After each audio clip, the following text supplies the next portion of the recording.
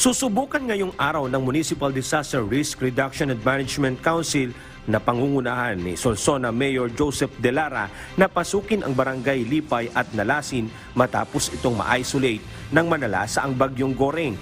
Sinira kasi ng rumaragasang tubig ang kalsada at tulay na nagdudugtong sa mga barangay ng Talugtog at Nalasin.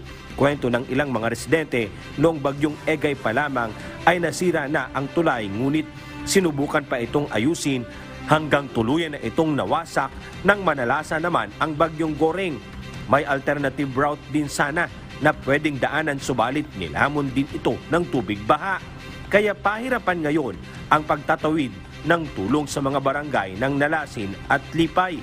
Kahapon, nag-iikot na ang mga tauhan ng Municipal Disaster Risk Reduction and Management Council o MDRRMC. Ayon kay Solsona Mayor Joseph De Lara, simula pa kagabi, iniisa-isa na nila ang mga apektadong barangay. Maliban sa 2 isolated barangays, may 4 din na binahang lugar.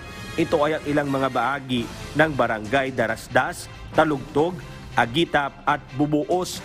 Pero sinabi ni Mayor De Lara, kailangan nilang unahin ang sandbagging sa mga nasirang flood control sa Nalasin River at Gasgas River para hindi na magdulot pa ng malaking pinsala sa kanilang lugar at makaapekto sa maraming barangay, lalo na ang tubig baha. Kaninang umaga, nagpasanbaging ako kami sa May Mariket, yung papasok ng Laureta. Ngayon, kinausap ko itong mga barangay, kinausap namin para i-meeting namin, para ganun din gawin namin doon sa May Buwing.